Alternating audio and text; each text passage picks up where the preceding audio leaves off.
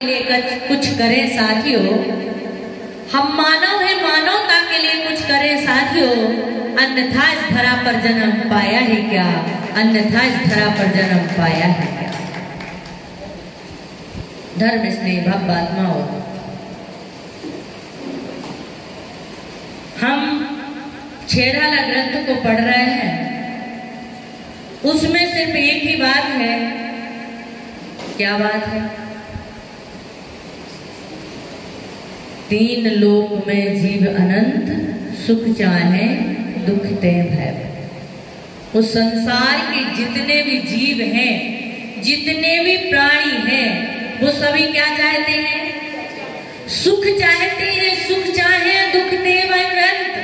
उस सुख किस चिड़िया का नाम है? सुख क्या है? सुख कैसे मिलेगा?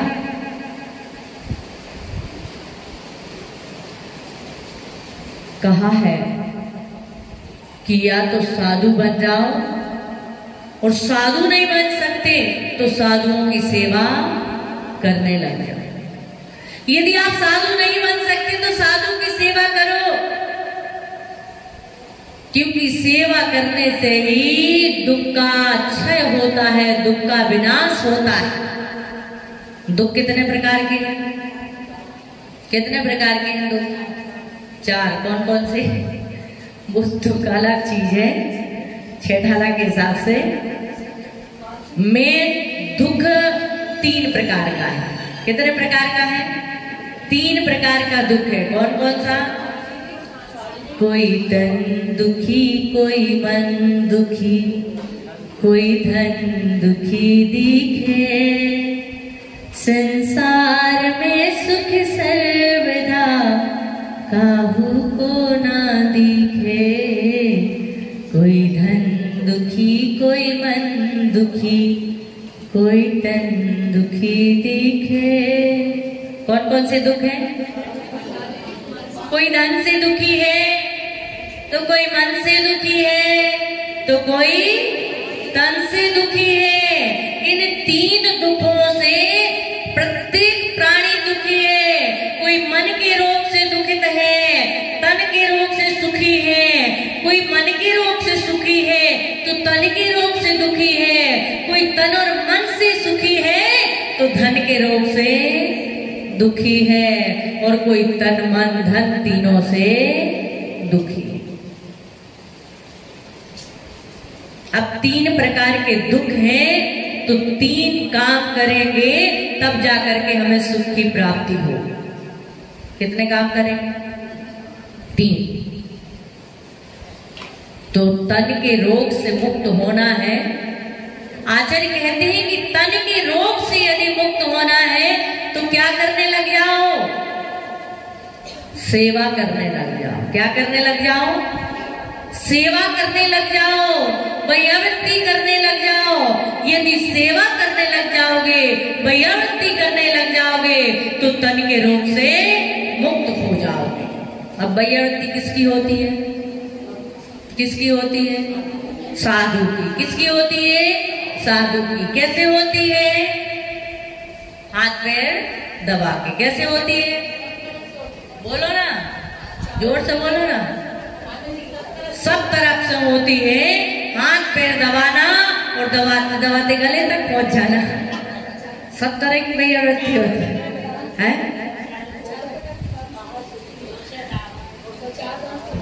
वैयावृत्ति नहीं तो बहुत बार ऐसा होता है विजय भैया कि ठीक ठाक करने आते और ठोक ठाक के चले जाते।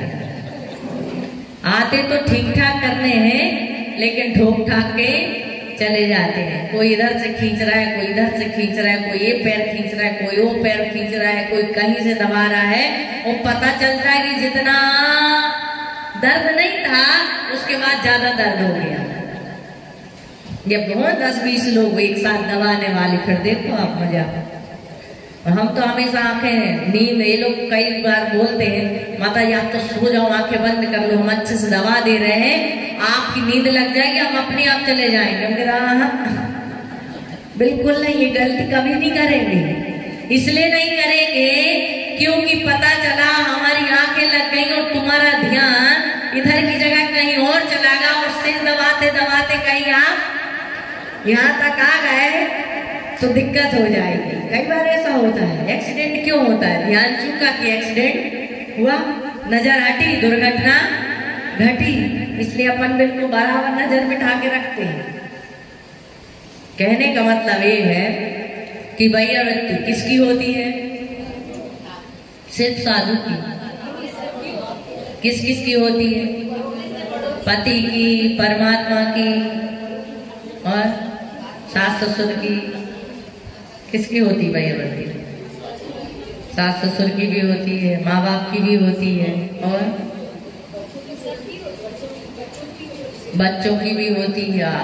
वो तो बहुत होती है, बिल्कुल मसल मसल के हाथ पैर बिल्कुल पूरा तरह से मोमेंट करके उनकी सेवा होती है। लेकिन जब बुढ़ापे में आपकी बारी आती है तो दांत मसल मसल के आपकी सेवा करते हैं। क्या? जब आपकी सेवा करने का भाव आता है, समय आता है, तो दांत मसल मसल के सेवा करते और आप हाथ मसल मसल करके कसरत करा करा के अपने बच्चों की, अपनी संतान की, अपने पोते पोते की क्या करते हैं? सेवा करते, मालिश करते। ठीक है ना? वैया वृत्ति होती है देव शास्त्र गुरु की। किसकी होती है? देव शास्त्र और गुरु की। ये घर व्यवस्था अलग है, ये हमारा कर्तव्य है कि माँ बाप की सेवा करना, परिवार की सेवा करना, ये व्यवस्था अलग है। लेकिन जो धर्मायतन होते हैं उस धर्मायतनों में वैया वृत्ति 3 की होती है। किस किस की होती है? देव शास्त्र और गुरु की। अब कहेंगे आपकी गुरु की वैया वृत्ति होती है तो गुरु की तो हाथ पैर होते हैं, जिनवाणी के तो हाथ पैर भी नहीं होते, तो जिनवाणी की वैया वृत्ति कैसे करेंगे? है? परमात्मा के पास हम पैर दबाने जा नहीं सकते हैं, तो परमात्मा की वैया वृत्ति कैसे करेंगे? गुरु की तो समझ में आती है कि गुरु को आहार दे लो, औषधि दे दो, उनके हाथ पैर दबा दो, तो ये वैया वृत्ति हो गई। लेकिन परमात्मा की वैया वृत्ति कैसे करेंगे? जिनवाणी की वैया वृत्ति कैसे करेंगे? तो कहते हैं देव शास्त्र और गुरु। वैया वृत्ति का मतलब होता है आपत्ति की व्यावृत्ति कर देना, उसका नाम है वैया वृत्ति। समझ में आएगा? आपत्ति की व्यावृत्ति कर देना उसका नाम वैया वृत्ति है। यानी कि निर्विकल्पता पैदा करना। यदि गुरु को विकल्प पैदा हो तो आपकी वैया वृत्ति नहीं है। गुरु को निर्विकल्पता पैदा करना उसका नाम वैया वृत्ति है। जहां पर जिस वस्तु की आवश्यकता है उस वस्तु को जुटाना उसका नाम वैया वृत्ति। आहार के समय आहार व्यवस्था जुटाना। कोई साधु विहार करके आया है, थकावट से सहित है, उस समय उनकी थकावट को हाथ पैर आदि मर्दन आदि करके, मालिश आदि करके उनकी सेवा करना, ये क्या है? ये भी वैया वृत्ति है। और यदि उन्हें औषधि की आवश्यकता है तो औषधि की व्यवस्था करना, ये भी वैया वृत्ति है। यदि उन्हें बिहार के लिए आवश्यकता है, आपकी आवश्यकता है या अन्य बिहार के लिए उपयुक्त वस्तु की आवश्यकता है, उस वस्तु को जुटाना, उस व्यवस्था को बनाना, ये भी क्या है? ये भी वैया वृत्ति।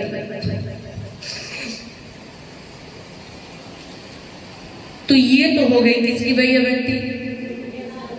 गुरु की वैया वृत्ति। किसकी वैया वृत्ति हो गई? गुरु की वैया वृत्ति हो गई।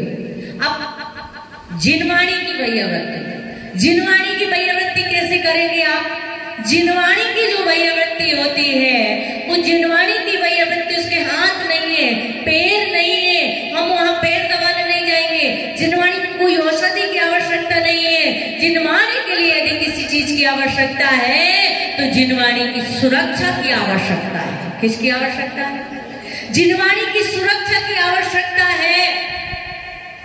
और कहते हैं हम जिनवाणी की वैया वृत्ति कैसे करें? जिनवाणी जीर्ण हो रही है, जिनवाणी क्षीण हो रही है, जिनवाणी फट रही है, जिनवाणी नष्ट हो रही है, जिनवाणी अस्त व्यस्त है, तो उसको व्यवस्थित अलमारी मंगा करके, अलमारी की आवश्यकता है तो अलमारी मंगा करके, गोदरेज मंगा करके उस जिनवाणी को कवर चढ़ा करके व्यवस्थित जिनवाणी को रखना, ये क्या है? जिनवाणी की वैयवृत्ति। और जिनवाणी जो है, यदि हमें आवश्यकता है तो उस जिनवाणी को प्रकाशित करना, जिनवाणी को छपवाना, ये जिनवाणी माँ की वैयवृत्ति। और आप क्या करते हैं?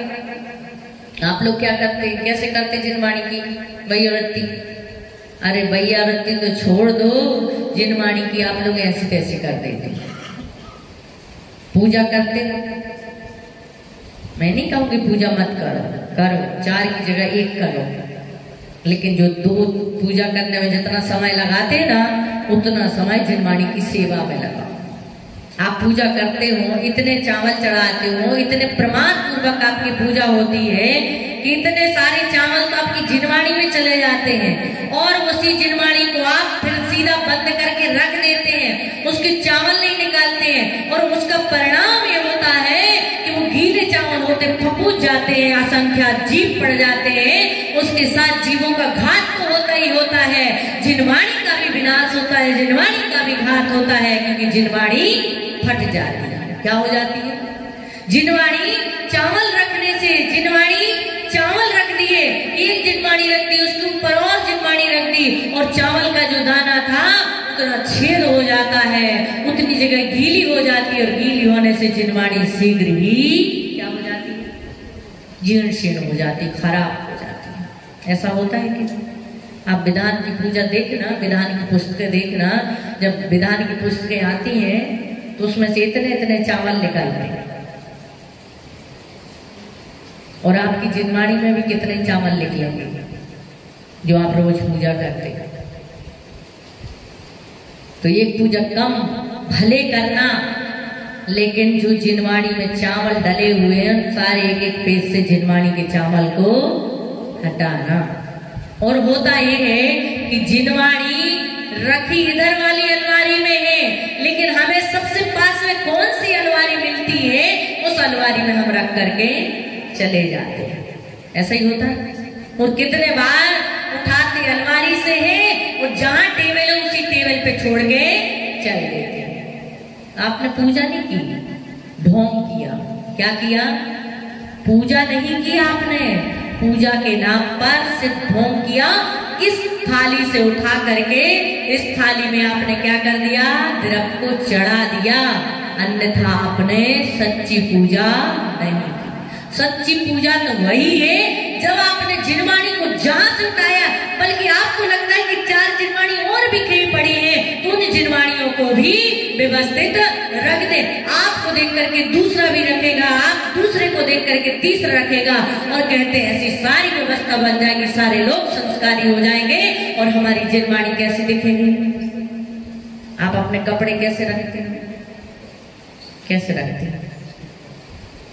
बढ़िया प्रेस करके, बढ़िया तह कर करके, घड़ी लगा करके, एकदम अलमारी में लाइन से, क्रम से, और यदि उस पर टांगते हैं वो क्या कहलाता है? जो भी हो, एंकर फिंगर जो भी हो आपका, अब आप समझ गए ना। उस पे इतने अच्छे से टांग करके रखेंगे, और बिल्कुल एक के बाद कौन सी पहनना है, पहले तो सब पे उंगली लगाएंगे कौन सी पहनना है? और जिनवाणी देखना मंदिर की, कहते हैं जिनवाणी बिखरी रहेगी तुम्हारा मन भी बिखरा रहेगा, जिनवाणी बिखरी रहेगी तो समाज भी बिखरा रहेगा। यदि जिनवाणी व्यवस्थित है तो मन व्यवस्थित है, और मन व्यवस्थित है तो समाज व्यवस्थित है। इसलिए सजाओ, सेवा करो, जिनवाणी की सेवा करो। और अब किसकी वैयावृत्ति होगी? भगवान की। तो कैसे करेंगे भगवान की वैयावृत्ति? कैसे करेंगे भगवान की वैयावृत्ति? कैसे करेंगे? अभिषेक करके, क्योंकि भगवान, आप अभिषेक नहीं करेंगे तो भगवान काले पड़ जाएंगे, भगवान गंदे हो जाएंगे, भगवान में धूल लग जाएगी। इसलिए अभिषेक करके भगवान की क्या करना, वैयावृत्ति करना है। भगवान की वैयावृत्ति अभिषेक से नहीं होती है। ये अभिषेक हम भगवान के लिए नहीं करते। हालांकि कोई भी क्रिया हम भगवान के लिए नहीं करते। किसके लिए करते हैं? किसके लिए करते हैं? किसके लिए करते हैं? अभिषेक का मतलब क्या होता है? अभिषेक का मतलब क्या? तुम सब लोग करते हैं ना अभिषेक। अभिषेक का मतलब क्या होता है?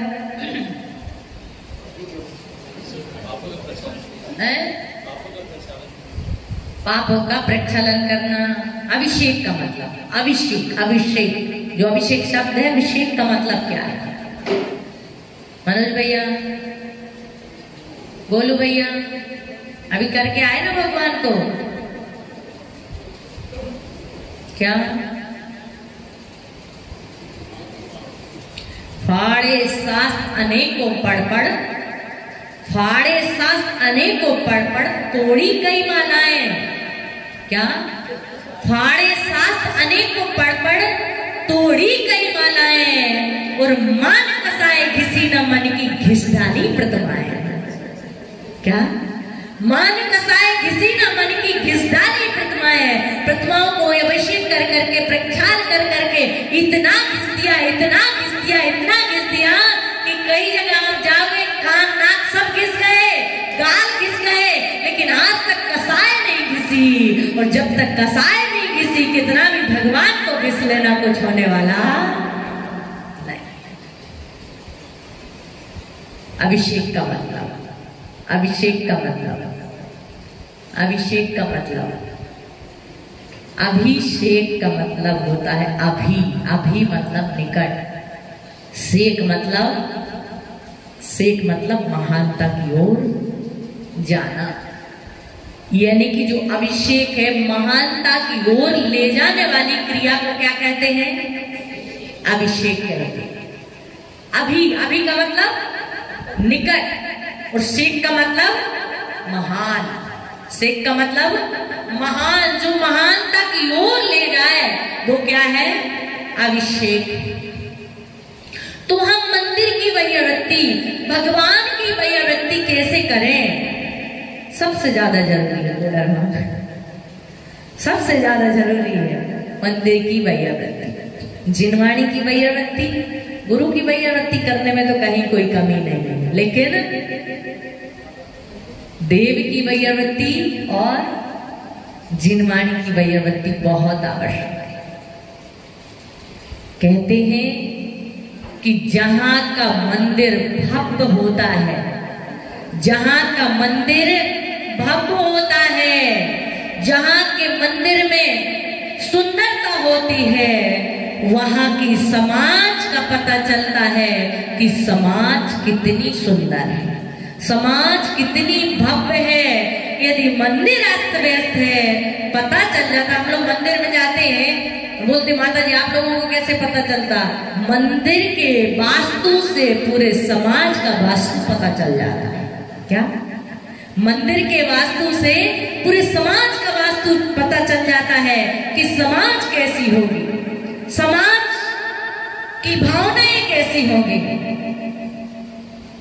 तो इसलिए मंदिर की वैयावृत्ति, मंदिर में जो आवश्यक वस्तुएं हैं, उन आवश्यक वस्तुओं को जुटाना, मंदिर को सुंदर करना। मंदिर कैसे सुंदर रहे? मैंने कल भी बोला था आनंद यात्रा में कि हमारा मंदिर इतना सुंदर होना चाहिए, इतना आकर्षणवान होना चाहिए, इतना अट्रैक्शन वाला होना चाहिए कि नवयुवक हो, चाहे बूढ़ा हो, चाहे बच्चा हो, थिएटर जाना भूल जाए, वो मंदिर आना सीख जाए, मंदिर में बैठना सीख जाए। यदि मंदिर सुंदर है तो उसको लगेगा कि वहां से ज्यादा तो यहाँ आनंद है, वहां से ज्यादा। यदि आपको हमारा प्रवचन अच्छा नहीं लगे तो आप इतने सारे लोग आएंगे क्या? आएंगे क्या? बैठेंगे क्या? और यदि प्रवचन अच्छा लगता हो, गुरु का प्रेम अच्छा लगता हो, आपको वात्सल्य से आशीर्वाद देते हो, प्रेम से दो शब्द बोलते हो, तो आप क्या करोगे? आके बैठोगे कि नहीं? और यदि रूखा व्यवहार हो, आशीर्वाद नहीं दे, आपको दो शब्द प्रेम के नहीं बोले आपसे, तो आप बैठेंगे क्या? नहीं बैठेंगे। लेकिन ऐसे ही यदि मंदिर भव्य होता है, सुंदर होता है, आकर्षित होता है, इतने चित्रकारी, इतनी सजावट मंदिर में होना चाहिए, इतनी सजावट मंदिर में होना चाहिए कि लोग मंदिर में आकर के आनंद विभोर हो जाएं और एक्टरियों के चित्र को भूल करके जो हमारे चित्र लगे हुए हैं, महापुरुषों के चित्र लगे हुए हैं, महान सतियों के चित्र लगे हुए हैं, उन चित्रों को देख करके उनके अंदर वैराग्य जागृत हो जाए, उनके अंदर वैराग्य जागृत। यदि आप दूसरे चित्र देखोगे, किसी फिल्मी एक्टर के देखोगे, एक्टरनी के देखोगे, तो क्या होगा? क्योंकि आज नकल का युग चला है, सुबोध भैया, नकल का युग चला है। कोई विराट कोहली की नकल कर रहा है, तो कोई दीपिका पादुकोण की नकल कर रहा है। वो फटे कपड़े पहन के आती है तो लड़के फटे फटे पहनने लगे हैं। वो विराट कोहली ने इधर से कटवा लिया, इधर से कटवा लिया, जहां तहां से कैंची चला दी। देखो इस सोनू को, जहां तहां से कैंची चला दी, बोले बन गया है। मैं हालांकि किसी की प्राइवेट लाइफ में कोई दखल नहीं करना चाहती, आपकी जैसी लाइफ हो आप वैसी लाइफ जिए, कोई दिक्कत नहीं है। लेकिन इतना जरूर कहते हैं कि नकल ही करना है, नकल ही करना है तो किसी एक्टर और एक्टरनी की नहीं, नकल ही करना है तो नायक और खलनायक की नहीं, नकल ही करना है तो विधि नायक मूल नायक की नकल करो, परमात्मा बन जाओ। तो जब हम ऐसी हमारे पास समय नहीं है, पढ़ने का समय नहीं है, जिनवाणी को देखने का समय नहीं है, जिनवाणी में महापुरुषों की जीवनियों को पढ़ने का समय नहीं है, लेकिन जब हम चित्रों के माध्यम से मंदिर में आकर के उन चित्रों को देखते हैं तो पता चलता है कि हमारे महापुरुष कैसे हुए थे, हमारे मुनि कैसे हुए थे, हमारे आचार्य कैसे हुए थे, कैसे साधना कैसे तपस्या की थी और किस प्रकार से उनका जीवन चरित्र था। एक चित्र में पूरा जीवन चरित्र दर्शाया जाता है और उससे उनको प्रेरणा मिलती, उनको ज्ञान मिलता है। और ऐसे बहुत सारे मिथ्या दृष्टि जीव सम्यक को प्राप्त हो जाते हैं। तो मंदिर की सेवा कैसे करना है? मंदिर की सेवा कैसे करना है? मंदिर के हाथ पैर दबा के। मंदिर यदि जीर्ण है तो उसका जीर्णोद्धार करना।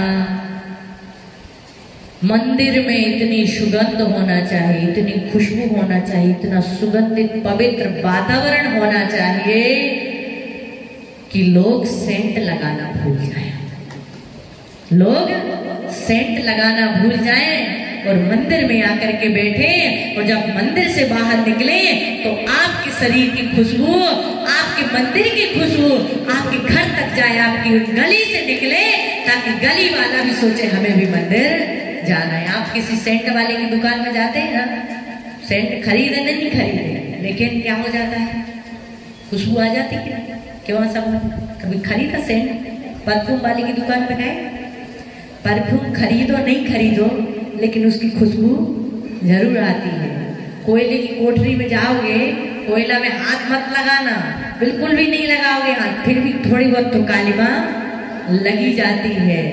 ऐसे ही हम मंदिर में आए और मंदिर की खुशबू ऐसी हो, आपका मन इतना पवित्र हो, आपके चेहरे की चमक इतनी हो, आपके चेहरे की चमक इतनी हो कि पड़ोसी मंदिर से निकलने के बाद आपको देखे तो उसको लगे मुझे भी मंदिर जाना चाहिए, मुझे भी मंदिर जाना चाहिए।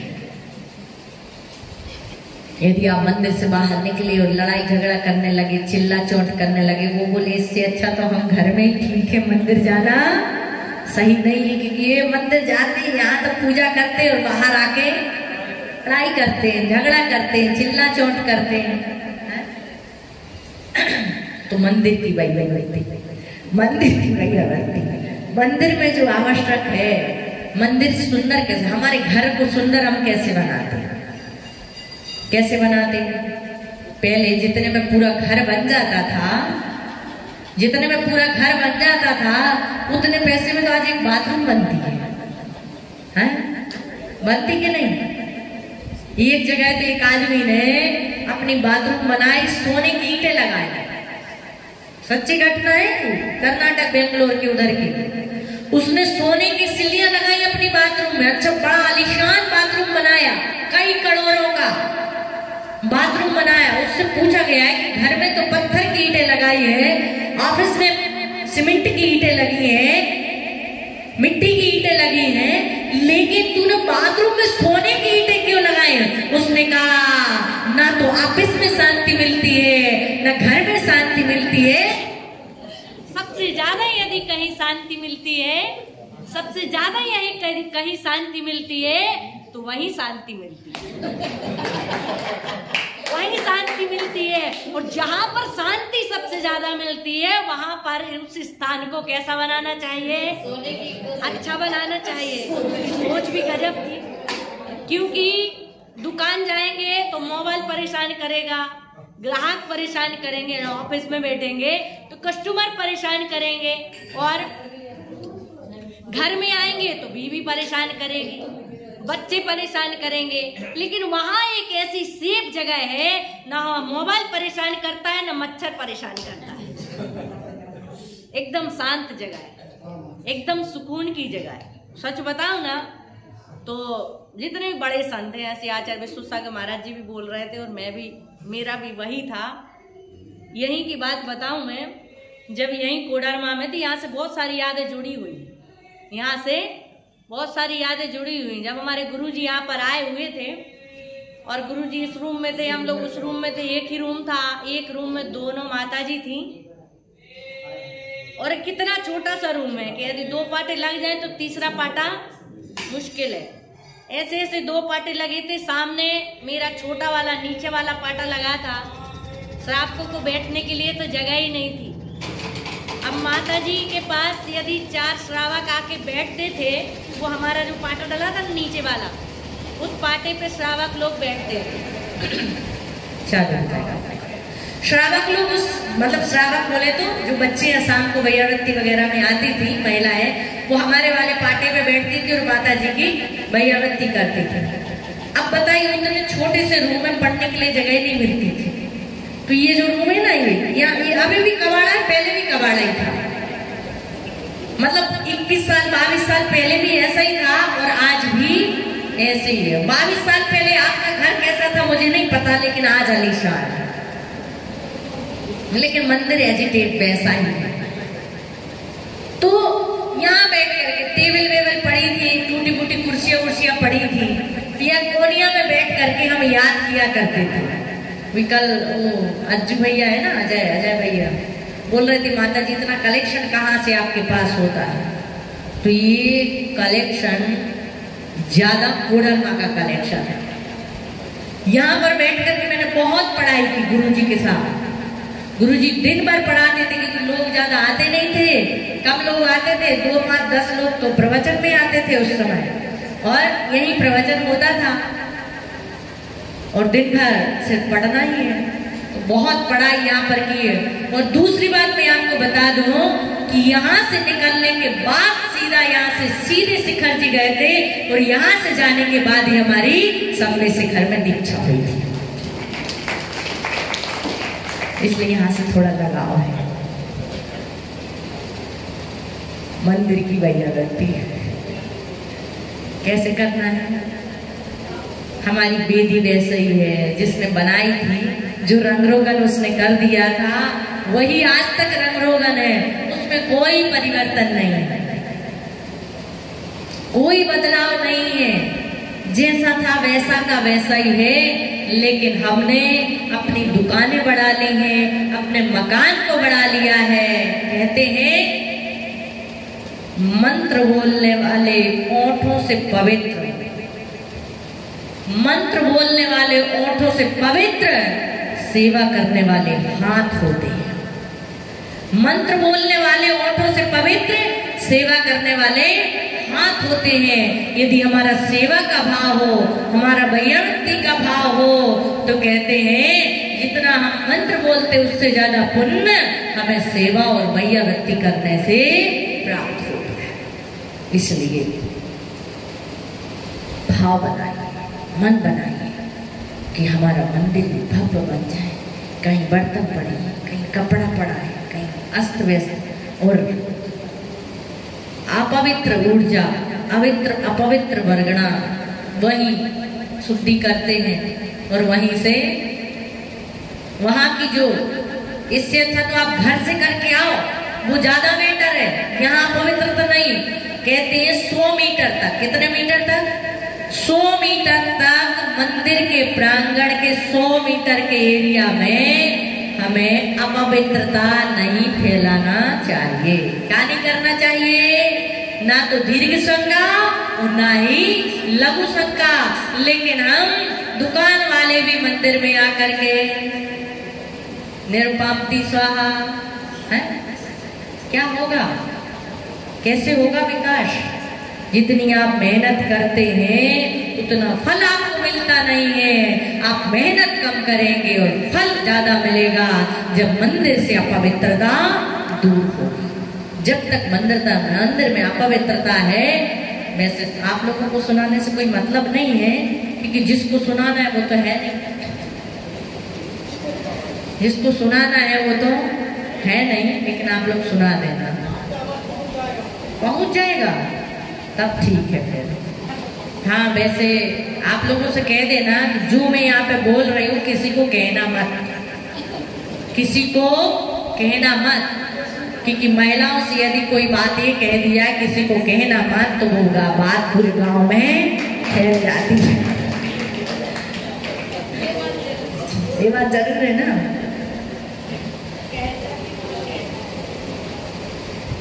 हमें अपने मंदिर का वास्तु सुधारना है तो समाज का वास्तु, समाज का क्या, पूरे नगर का वास्तु सुधर जाता है। क्या?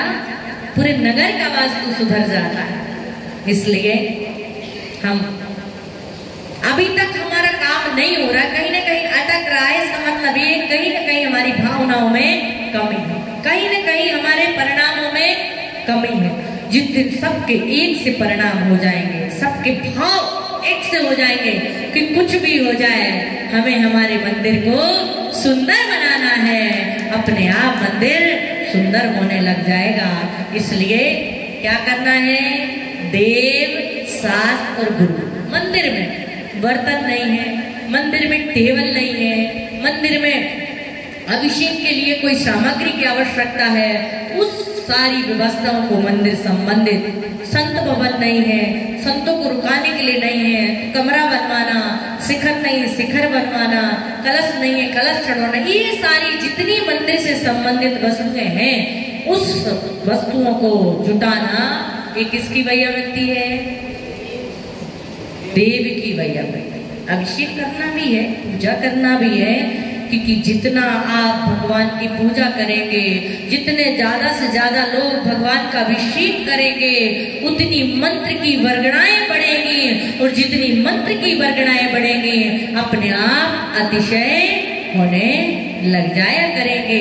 इसलिए ज्यादा से ज्यादा लोग अभिषेक, ज्यादा से ज्यादा लोग पूजा, वैसे आप सब लोग बहुत सारे लोग अभिषेक करते हैं, बहुत सारे लोग महिलाएं, माताएं, बहनें सभी लोग पूजा करते, तो बहुत अच्छी बात है। और भी जो लोग नहीं करते हैं उन लोगों को भी करना चाहिए। दिन भर 24 घंटे में कितना समय हम मंदिर के लिए देते हैं? कितना देते? 24 घंटे में से 23.5 घंटे तो आप समय कहाँ निकालते हैं? घर में निकालते हैं। कम से कम 24 घंटे में से एक एक मिनट तो हम निकाले तो कितने मिनट हो जाते हैं? कितने मिनट हो जाते हैं? बीवी के लिए, बच्चे के लिए, दुकान के लिए, मकान के लिए, पड़ोसियों के लिए, रिश्तेदारों के लिए, सबके लिए हम समय निकालते हैं। यदि 24 घंटे में से एक एक मिनट भी यदि हमने समय परमात्मा की सेवा, गुरुओं की सेवा, प्रभु की पूजा, प्रभु की भक्ति के लिए निकाला तो हमारा मनुष्य जन्म पाना, मनुष्य जीवन प्राप्त करना क्या हो जाएगा? सफल हो जाएगा। इसलिए देव, शास्त्र, गुरु की वैयावृत्ति करने से किसका रोग सही होता है? किसका रोग सही होता है? शरीर का रोग, तन का रोग। तन के रोग से हम क्या हो जाते हैं? मुक्त हो जाते हैं और जिनवाणी का स्वाध्याय करने से मन के रोग से मुक्त हो जाते हैं। किससे मुक्त होते हैं? क्योंकि मानसिक रोग से दुखी ज्यादा लोग, जितना धन से दुखी नहीं है, तन से दुखी नहीं है, उतना व्यक्ति किससे दुखी है? मन से दुखी है। तो जब हम जिनवाणी पढ़ते हैं, स्वाध्याय करते हैं, तो पता चलता है उस सीता सती ने कितने कष्ट भोगे, हमारे कष्ट तो उसके सामने कुछ भी नहीं है। उन शेष सुदर्शन ने कितने दुख भोगे, उस मैना सुंदरी ने, उस चंदन वाला ने, उस द्रौपदी ने, आदि आदि कितने कितने दुखों को प्राप्त किया है हमारी सतियों महापुरुषों ने, और हमारे तीर्थंकरों जैसे महान आत्माओं ने कितने कष्टों को प्राप्त किया है, कितने उपसर्गों और परेशानियों को सहन किया है। हमारे सामने तो उनके दुख जो है कुछ भी नहीं है। अपने आप मन का रोग क्या होता है? दूर होता है। इसलिए जिनवाणी का स्वाध्याय से मन के रोग से मुक्त होते हैं, सेवा से, वैयावृत्ति से तन के रोग से मुक्त होते हैं, और दान करने से धन के रोग से मुक्त होते हैं। क्या? दान करने से धन के रोग से मुक्त होते हैं। हमारे पास एक मुट्ठी चावल है तो एक दाना तो हम दान कर ही सकते हैं। इतना इतना सा चढ़ा के नहीं खाते। कितना चावल है हम लोग? इतना। चढ़ाते कितना? छिटक। कैसी छिटक चढ़ाते ना? कितने कैसे चढ़ाते? कैसे चढ़ाते ना? ऐसा लिया और ऐसा चढ़ा दिया। चढ़ाते चढ़ाते पूजा के चावल भले कम पड़ जाए, अच्छे चढ़ाना चाहिए, भर भर के, मुट्ठी भर भर के, मुट्ठी भर भर के चलाओगे, मुट्ठी भर भर के चलाओगे तो खूब भर मिलेगा, और दाना चढ़ाओगे तो दाना भर मिलेगा। इसलिए थाली जब लगा तो ऐसा लगना चाहिए कि हम पूजा करने बैठे। अब मंदिर की फ्री की द्रव्य मिल गई तो मुट्ठा मुट्ठा चढ़ा दो, और घर से लाना है तो छिटक छिटक चढ़ा दो, वो भी बात नहीं है। ऐसा नहीं। हाँ, अभी कहीं बोले दूध चढ़ाने तो बोले भर भर के, घी चढ़ाना हो, होम करना भर भर के, लेकिन घर से लाने की बात हो तो फिर तो वही है ना। तो ऐसा भी नहीं होना चाहिए, बल्कि मंदिर में जो है वो ठीक है, लेकिन अपने घर से लाओ और बढ़िया चढ़ाओ, ऐसे बिल्कुल भर के, ऐसे खुले हाथों से दोगे तो कहते छप्पर फाड़ के आपके लिए मिलेगा। बस इतना ही कहेंगे कि तन के रोग से मुक्त होना है तो सेवा करो, वैयावृत्ति करो, मन के रोग से मुक्त होना है तो स्वाध्याय करो, और धन के रोग से मुक्त होना है तो दान करो। ये दुख, 3 प्रकार के दुख और 3 प्रकार के दुख से छूटने के उपाय, इससे हम अपने जीवन के दुखों से मुक्त होकर के संसार से मुक्त हो सकते हैं। समय हो गया। बोले भगवान महावीर स्वामी की।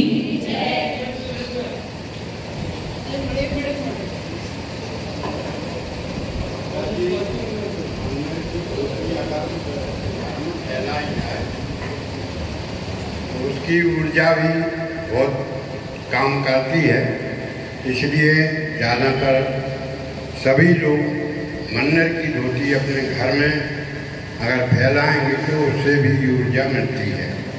आचार्य देवनंदी महाराज जी ने कहा था अभी 1 माह पहले कि जो धोती है वो घर में सूखने डाली जाए तो उससे भी ऊर्जा मिलती है घर के लिए।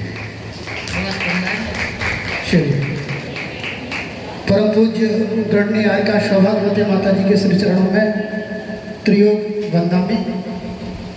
जैसा कि हम लोगों ने पूर्व में घोषित किया था कि चतुर्मास में जो भी 5100 या उससे अधिक राशि प्रदान करेगा तो उनको